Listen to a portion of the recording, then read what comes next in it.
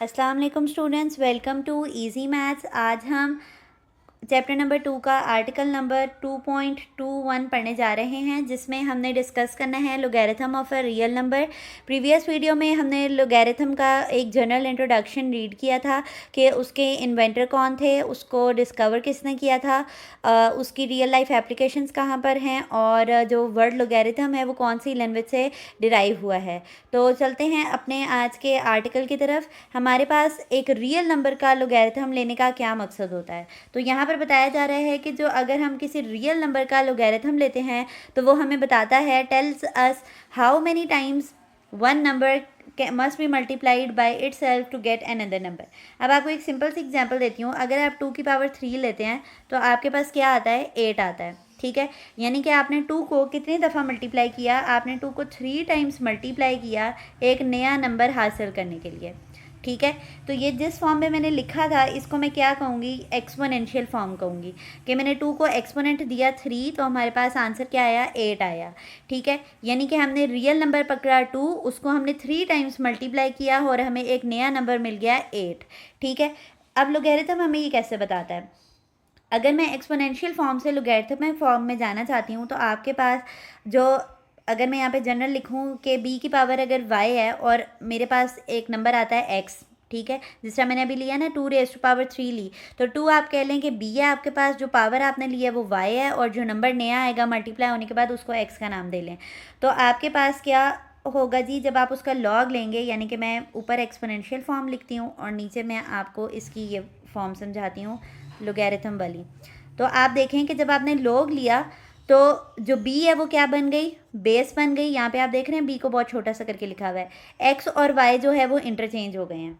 ठीक है, एक और दफ़ा आपको ये बात समझाती हूँ लिखकर, ताकि आपको क्लियर हो जाए कि मैं कहना क्या चाह रही हूँ। अगर आपके पास यहाँ पे b raise to power y है और यहाँ पर x है, ठीक है, यहाँ पर x है, तो जब आप log लेंगे तो log b जो है वो बेस बन जाएगी, y की जगह पर x चला जाएगा और x की जगह पर क्या आ जाएगा, y आ जाएगा। लिख के देखें तो x यहाँ आ जाएगा और y दूसरी तरफ चला जाएगा। तो देखें ये वही चीज़ है जो मैंने लिखी है।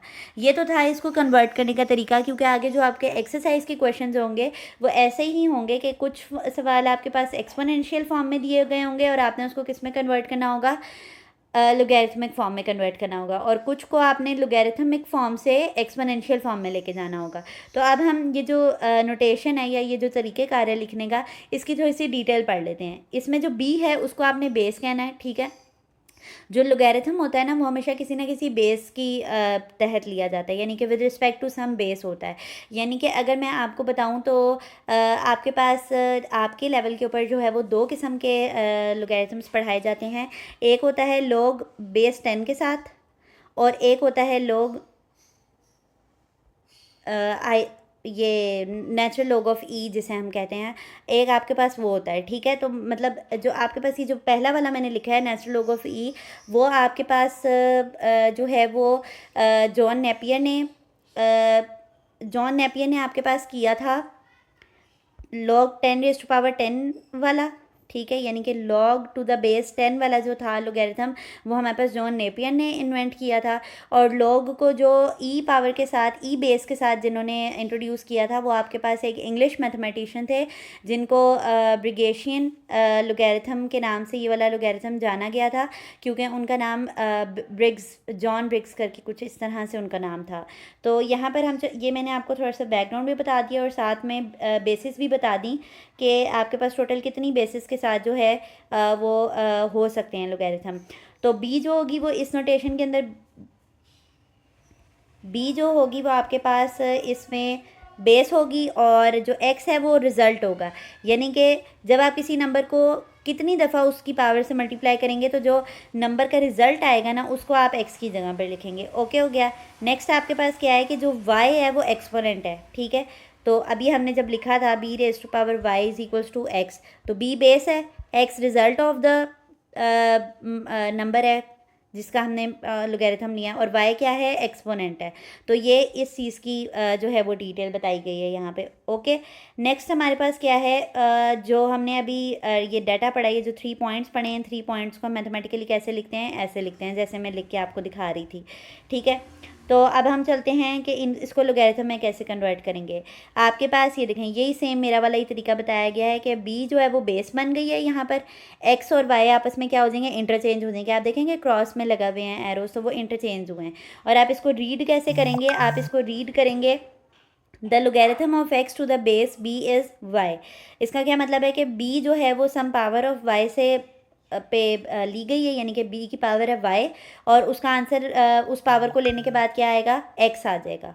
ठीक हो गया। The relation between logarithmic form and the exponential form is given by, जब आपके पास ये डबल साइडेड एरो होता है ना, तो डबल साइडेड एरो का मतलब होता है कि ये टू साइडेड इक्वल है, यानी कि आप इस चीज़ को इसमें कन्वर्ट करके लिख सकते हैं, या अगर आपके पास ये चीज़ लिखी है तो यूँ लिख सकते हैं। ठीक है, तो इसका मतलब हुआ कि आपके पास ये बाई इक्विवेलेंट है, यानी दोनों साइड से ये ट्रू ही रिजल्ट देंगे।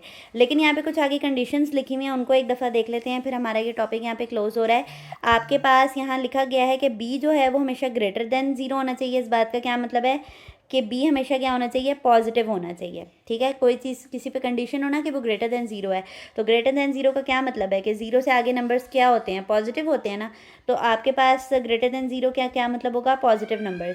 बी भी पॉजिटिव होना चाहिए है और एक्स भी पॉजिटिव होना चाहिए, और बी कभी भी जो है ना वो 1 के बराबर नहीं होना चाहिए। क्यों, यानी कि अगर बेस 1 के साथ अगर आप किसी भी चीज़ का लोगैरिथम लेते हैं ना, तो आपके पास उसका आंसर क्या बनेगा, यानी अगर आप अपने कैलकुलेटर पे लिखें लॉग और बेस आपके पास हो 1, तो आपके पास हमेशा आंसर क्या आ जाएगा, log 1 को कैलकुलेट करेंगे आप, तो उसका आंसर क्या आ जाएगा, 0 आ जाएगा। और जब वो 0 ही हो जाएगा तो रिलेशन बनेगा नहीं, जो हम एक्सपोनेंशियल से लोगैरिथमिक फॉर्म में जाने का जो रिलेशन बिल्ड करते हैं वो रिलेशन बन नहीं पाएगा, जिसकी वजह से वो हमारा जो सोल्यूशन है वो एरर दे देगा। इस वजह से आपने इस कंडीशन को याद रखना है कि जिस नंबर की हम पावर ले रहे हैं, यानी जो बेस है हमारे पास, वो कभी भी क्या नहीं होना चाहिए, 1 नहीं होना चाहिए। तो ये था हमारा एक छोटा सा कंसाइज सा लेक्चर लोगैरिथमिक फॉर्म के ऊपर, जिसमें हमने लोगैरिथम ऑफ रियल नंबर को कैसे लेना है वो हमने सीखा है। इंशाल्लाह नेक्स्ट वीडियो के अंदर इससे रिलेटेड हम एग्जाम्पल्स को डिस्कस करेंगे, ताकि आपको मज़ीद इसको समझने में आसानी हो। अगर आपको हमारा वे ऑफ टीचिंग ईजी लगता है तो हमारी वीडियोज़ को लाइक कर दिया करें और चैनल को सब्सक्राइब कर दें, ताकि हर नई आने वाली वीडियो आप तक पहुँचती रहे। अल्लाह हाफ़िज़।